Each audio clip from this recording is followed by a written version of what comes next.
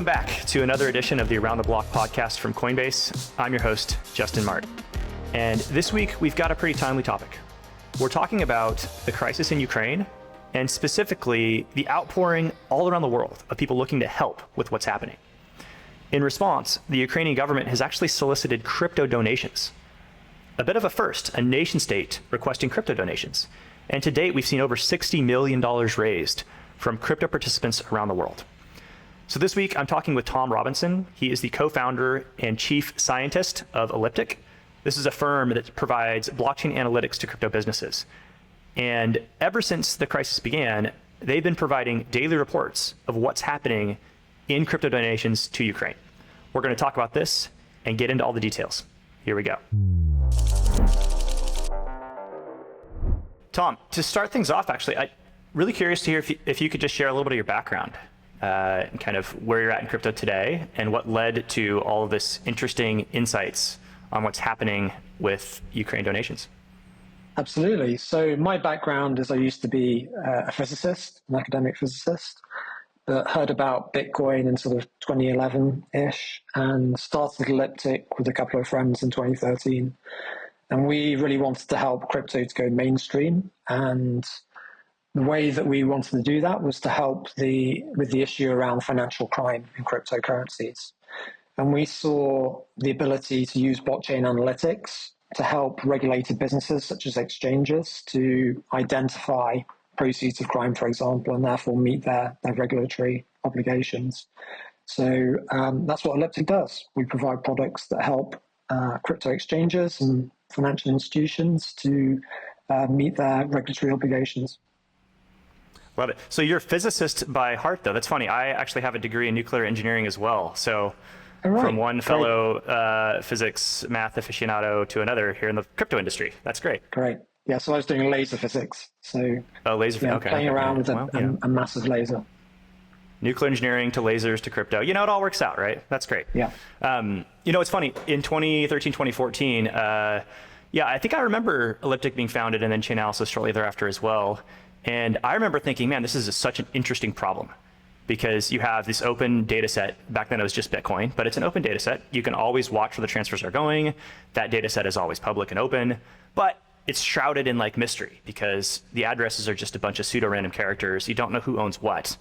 But with some forensics, with some fancy math and some sleuthing of sorts, you could probably figure out who is behind those transactions. And it's been fascinating to watch that industry grow into what it is today.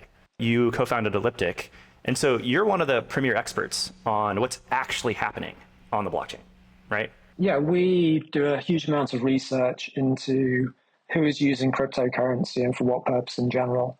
So we have that insight into what's going on in terms of the crypto ecosystem, but also more specifically, we're able to trace funds on the blockchain and identify wallets and link them to identities. Great. So we're going to get into a lot of really interesting stuff happening around crypto donations and a lot of the geopolitical conflict around Ukraine and Russia. But just at the outset, I'd love to hear from your perspective, how confident are you in this data? Because we're not 100% certain that, this many unique people are donating. We know that this many addresses are donating, but not people. Like that's one area where there's a bit of sort of gray, wiggle room there. So I'm just curious from your perspective, like when we do report these metrics, how confident are you in those numbers? Yeah, so that's a good point. So in blockchain analytics in general, there is a problem of attribution. So how do we know that a given crypto wallet or address is actually controlled or used by a specific entity or actor? And some of that we do through first-hand evidence. So we might see, for example, that the Ukrainian government are fundraising through a specific crypto address. And we know that because they put it out on their official Twitter account. But beyond that, we also use more advanced techniques to do something called clustering. So that's inferring other addresses that the Ukrainian government might also control, that might also lie within their wallet. And those techniques are fundamentally probabilistic. And so there is a certain level of uncertainty about that. Now, we do test those techniques, and so we're able to just use the ones which we are very, very confident about. And then the separate issue of what you just described, which is how do we know how many donors there were, for example, to a certain fundraising campaign? And the fact is we don't, right? We know how many transactions they received. We don't know whether multiple transactions were actually made by the same individual, especially if an individual is using different accounts, different wallets to make those donations from. So yes, there is certainly some uncertainty involved. However, having said that, in this case, we're extremely confident in the numbers, so how much the Ukrainian government has actually received. Yeah. It's a little bit of a case-by-case basis, too. If you're looking at something where people have a reason to be more private or try to fudge the numbers by using many different addresses themselves, then we need to be a little bit more concerned about the data being misleading. In this case, I don't think people have a motivation to use many different addresses to donate to, the Ukraine DAO or what have you. We have seen different numbers reported by different parties, and I think that comes down to the methodology you use, especially when you're coming up with a US dollar figure. So which exchange rate do you use? Do you use the exchange rate at the time that each individual donation was made? Or do you look at the current value of all the donations? That, given the volatility of crypto prices, that can give very different answers. Yeah, spoken like a true physicist, right? I come from the same background, and so anytime we look at data, I'm like, okay, but where are the edge? What are the boundaries? What are the gray areas? And oh yeah, if you're turning into US dollars, like how does that change things? So I'm glad that you're the one who's kind of going to tell us the truth here today, because I know you've thought about all the edge cases. So I'm really curious. I've been passively following what's happening with Ukraine and the crypto donations happening there. But let's set the stage, right? Can you trace kind of what's happened with the Ukrainian government soliciting crypto donations and sort of the trace of history here? Yes. So the Ukrainian government started soliciting crypto donations on the 26th of February, so 2 days after the invasion began. However, crypto fundraising does actually have quite a long history in the overall Russia-Ukraine conflict. So actually, this started with Russia-backed separatists in Ukraine fundraising in crypto back in 2014. So these are people in certain areas of the east of Ukraine who actually supported Russia and fighting against Ukraine, and they were fundraising in crypto, 2014 to 2016. They didn't raise very much, on the order of thousands of dollars worth, but that's the first time this conflict and this type of fundraising has been seen. I've got to pause you here actually and ask a question. 2014, that's a long time ago. That's when crypto was still very nascent. Was there a reason why they were soliciting crypto donations? Yeah, it's a good question. You're right. That occurred to me as well. It was very progressive and sort of very technically capable of them to be doing this. So it surprised me too. To be honest, I'm not sure why they used crypto specifically, and it wasn't particularly successful. So yeah, that's not clear to me. Maybe just like a crypto forward, person in that community decided to throw up an address and see what happens. Yeah. Quite possibly. And then fast forward a couple of years, a number of NGOs within Ukraine that were focused on defending the country from the threat of Russia started also to fundraise in crypto. So in particular, an NGO called Come Back Alive, which fundraised for the Ukrainian military. And this was a few years ago where the Ukrainian military actually wasn't very well equipped, and it needed support from private donations. So the NGO is called Come Back Alive because that's what they used to write on the bulletproof vests that they donated to the military. And that organization is still active today and still receiving significant crypto donations. But as I said, it was the 26th of February where this started being adopted by the Ukrainian government itself. And to my knowledge, this is the first time that an actual nation state or government has publicly fundraised through crypto. So I think it was a bit of a watershed moment. We'll talk about headline figures in a moment, but I'm also just curious, is the crypto community more likely to donate? Are they just a more donation happy group? Or is it just tapping into a different funding source? I note that in 2017, crypto's definitely had a history of crowdfunding. 2017, the ICO era was all about crowdfunding. we had a seminal moment when this person behind one of the United States, I actually forget the financial hearing what happened, but somebody threw up a QR code and said, buy Bitcoin. Right. And that was a seminal moment. And then another person had a QR code at a football game, and he got just a bunch of money, people throwing money at him to demonstrate the power of crypto. So maybe there's always kind of been this undercurrent of like, yo, crypto can be used to send money across the globe with no boundaries. Nobody can censor you off of it. And so it's almost an ideal crowdfunding platform. And so maybe this is just like the real coming out party, right? Absolutely, yeah. I think there's probably a few reasons why they fundraised in crypto. I think, first of all, I think there is a lot of disposable wealth out there being held in crypto. So it's a good audience to target.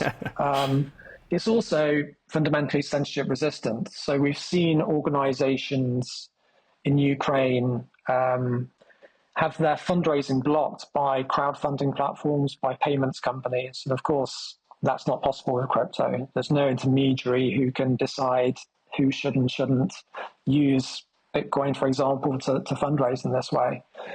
And then finally, I think it's a very rapid way of getting donations from abroad.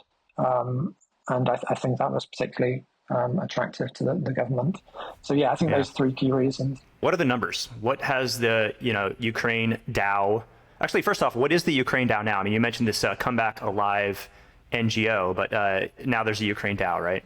Yes, there are actually a number of organizations and fundraising campaigns. The two that we've focused on tracking is Comeback Alive, the NGO, and the Ukrainian government itself.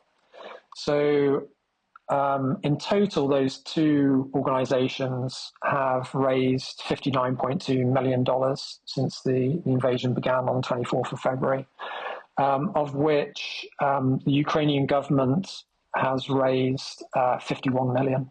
And so that peaks on the 2nd of March. Over the past few days, the donations have died off a bit.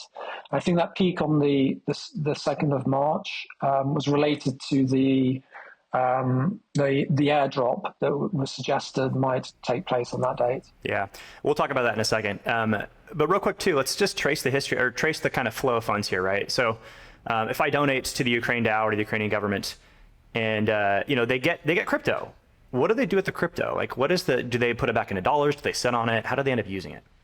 Yeah, so these wallets are actually being managed on behalf of the Ukrainian government by an exchange called Kuna, which is based in Ukraine. And they are helping the government there to receive these donations, but also spend it. And so what they've disclosed to date is that they are using these funds to buy supplies for the military in the Ukraine. They haven't shared exactly what's being purchased for security reasons, but we know that it is specifically for the military. And they've also they've also stated that in the majority of cases, they are actually able to purchase things with crypto directly. So in most cases, they don't need to exchange it back into fiat in order to spend it. And I think they've gone to their suppliers and said they prefer to pay in crypto. And I think a lot of the suppliers aren't doing this, for money. They're doing it to help the cause, and so have worked out how to receive crypto and how to handle crypto payments. That's a bit of a seminal moment as well. We've always known that this technology to use crypto as payments in an end-to-end fashion would work well, but we haven't had a motivation from people outside the crypto sphere to actually adopt crypto as a method of receiving payment. In this case, It's a bit of a, hey, now it has to happen, and so they're figuring it out. And so I actually call this a little bit of a domino falling for crypto here. It's very interesting. Definitely, yeah. There is a strong willingness to accept crypto in these circumstances, and so they've got over the administrative or technical difficulties of actually doing it, and I've just done it. Interesting. The other thing that I like about crypto as a donation tool, crowdfunding tool, is that it's public, right? And we talked about this earlier with Elliptic and how you guys help demystify the sort of pseudo-anonymity of the blockchain. But for me, as somebody donating money to Ukraine, well, I have some transparency and auditability into what happens to those funds. I know that, well, all that money went to Ukraine, right? And I know that, oh, they're not going off and buying NFTs with it or shuttling it off into one guy's account and he, buys a bunch of Lamborghinis or something, right? There's a little bit more of a traceability, auditability there, which to me is powerful. Absolutely. Because if I donate via another platform, I don't know that. I just, maybe the platform itself is a scam, Absolutely, yeah. So everybody can see the total that has been raised by a given organization. Ukraine actually did yesterday, though, also post a Monero donation address. So it's not possible to monitor how much has been received by that address. So there you're trading off, I guess, extra privacy for less auditability and traceability of what's going on. This is actually a really interesting topic that I want to get into, right? And it has to do with the airdrop. So I'll share a little bit of my perspective on this. The reason why I think Monero is an important tool here is because let's say you're somebody in the Russian, in that country, and you could face a lot of political pressure if it's found out that you were donating to Ukraine. Well, by the way, if you donate via Ethereum or Bitcoin, that record stands on the blockchain forever. They might not know it was your address today, but it might be known in the future. It might be uncovered somehow. Who knows how, right? But it's a possibility. And so there's always kind of this overhang for these people of, oh my gosh, if I donate via these public cryptocurrencies, well, it might come back to bite me. So that's where a tool like Monero or one of the private chains is actually very, very powerful because it can give you a measure of confidence that you can donate and nobody's actually going to know that you did that. Yes, absolutely. And I think there are other ways of maintaining that privacy as well. So for example, using a mixer.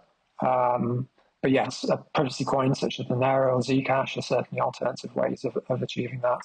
I think on the flip side, though, there is a trade-off, both in terms of public auditability, but also how easy it is for the recipient to actually cash out. It's much more difficult to cash out Monero through a regulated exchange than it is Bitcoin. So I think there is a trade-off. Yeah, it's certainly true. I mean, obviously, there's a number of reasons why somebody would want to be private. I think most of them are for beneficial good reasons. But unfortunately, it also attracts people that want to be private because, hey, they're doing bad things. And so you're suddenly swimming in a pool with other illicit actors, and exchanges have to be very careful about that pool of money because we got to make sure that we're not facilitating bad activity, right? So there's certainly trade-offs and complications there, but it's still an important primitive. You need to have the ability to be private when you need to be private. And in this case, I think it's very powerful. So there's another aspect here too about, the public nature of blockchains and this donation. What I note too is, they're actually not just cryptocurrencies donated. We saw a bunch of things donated, right? We saw a bunch of NFTs and do you know exactly what happened over there? Yeah, so if we look at the breakdown of which assets were donated, about a third was Bitcoin, another third was Ether, and then the next biggest contribution was stablecoins. So about 17% of total donations in terms of value were stablecoins such as Tether and USDC. And then the rest was a mixture of Polkadot, Solana, various tokens, and also NFTs. So over 200 NFTs were donated, of which by far the most valuable was a CryptoPunk, which is worth over $200,000. So yeah, that was a very significant single donation. I want to be bold here and speculate on why somebody would donate an NFT, right? And the first thought that I go to is, well, first off, it's really cool, right? Like you're giving an NFT that's art. You can now crowdfund with art, which is kind of cool. On the other hand, I gotta wonder if there's actually a bigger play in mind here for the people donating NFTs. It might not just be for the lulz, right? It might actually be, hey, if I donate this NFT out of my collection, well, suddenly the provenance of that NFT includes the Ukrainian government. And suddenly that NFT was used for this cause that, this person cares about, right? And so I wonder if they're just trying to make that collection more valuable because there's provenance associated with it. Or in some cases, even the CryptoPunk. It's like, look, if that CryptoPunk was held by the Ukrainian government, it's always probably going to trade a little bit higher just because it has that provenance. So it's a very interesting mechanic here. Yeah, we see that happen very commonly, in fact. Whenever there is a high-profile incident or a high-profile account, we see people sending tokens to it, be they fungible or non-fungible tokens. And we think that a lot of the time that is simply to raise the profile of that token and to try to give it some additional value. So yeah, we certainly see this a lot.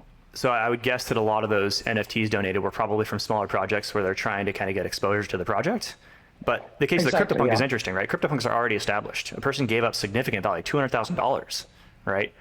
And so there Yes. it's interesting to think about that motivation. But yeah.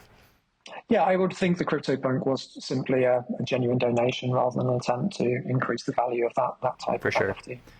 This behavior, though, also leads to, I think, the next surprising twist in this saga, right? And it's around the airdrop. I wonder if you could paint the scene for us. What happened with the airdrop? And then we'll talk about the scammer that occurred after. Yeah, so last Wednesday, the Ukrainian government tweeted that they were going to do an airdrop. So this is where the sort of participants in a crypto community are given tokens.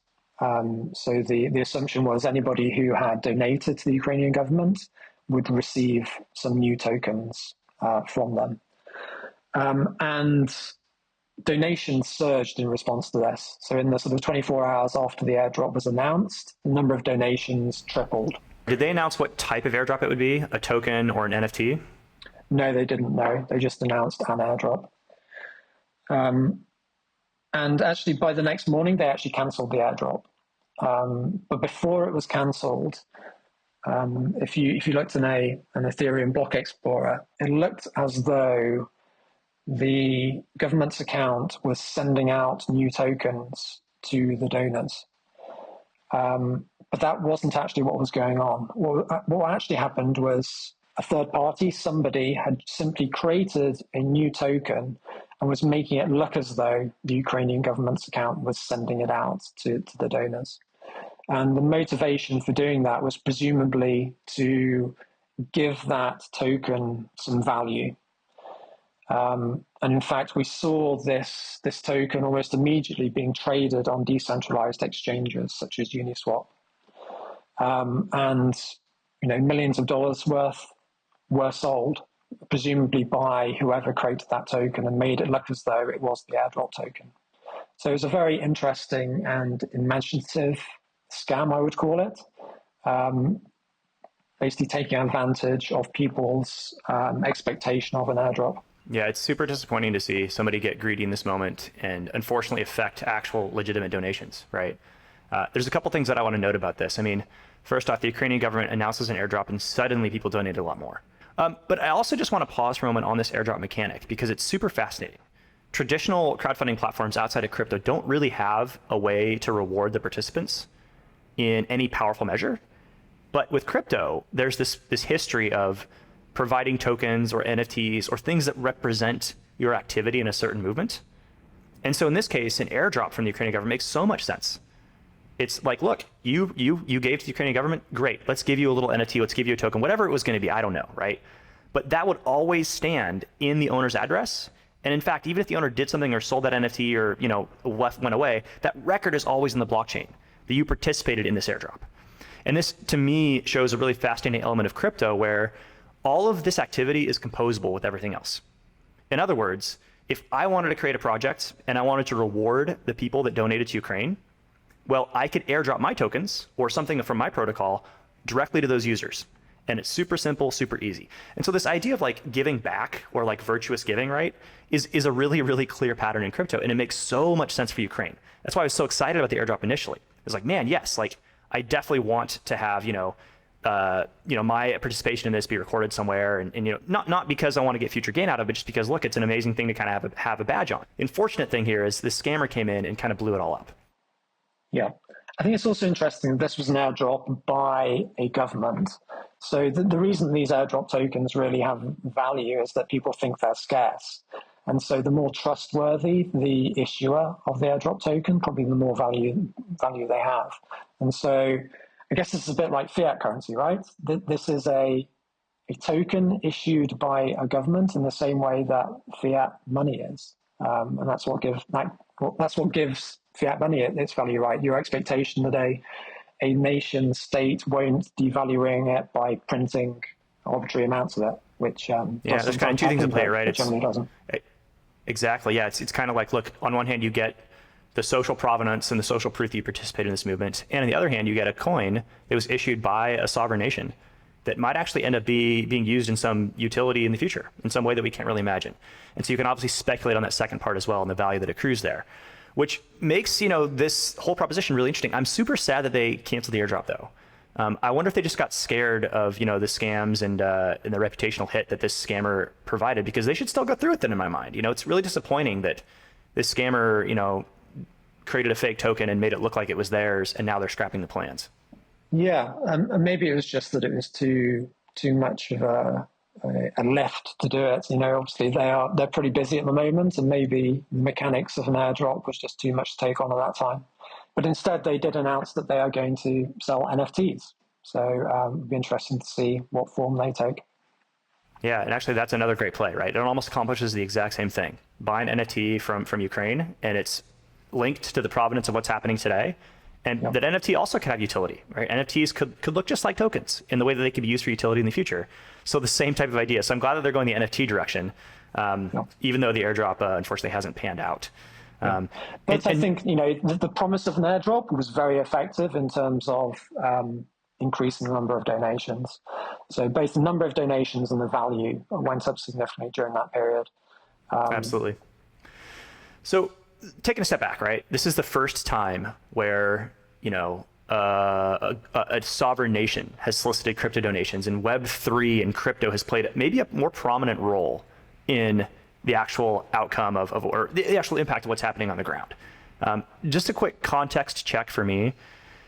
Was the $60 million raised via crypto a significant amount? How does it stack up to other traditional crowdfunding platforms? Like, how should I put that number into context? It's a drop in the ocean compared with other. It's drop in the ocean compared with the donations that Ukraine is receiving in general. So I saw yesterday the public in Holland, for example, have donated over $100 million to the Ukrainian cause. So it's relatively little, but I think it's symbolically really important. And I think we're going to see a huge amount of growth in this type of crypto fundraising. I think what's going to be interesting is where this type of crypto fundraising is used in the conflict, which maybe most people in the West don't agree with. The core concept behind crypto is anybody can do this, nobody can stop it. What if next time it's Russia doing this, for example? How will we react? Will we call for more regulation of crypto? Will we call for crypto transactions to be blocked somehow? I think that's going to be very interesting. Yeah, and I note 2014, you mentioned that it was the Russian separatists that used a Bitcoin address to solicit donations. Obviously, that was too small, too immaterial, nobody paid attention to it. But you're right, if the shoe was on the other foot in this case, how would we be reacting? This is a really important gut check, too, on just the power of the technology. One thing that I'm perpetually worried about is, people will swing wildly back and forth between the value of crypto depending on the purpose it's being used for. And to put it in context, look, when the internet came out, it was very powerful for a bunch of bad actors.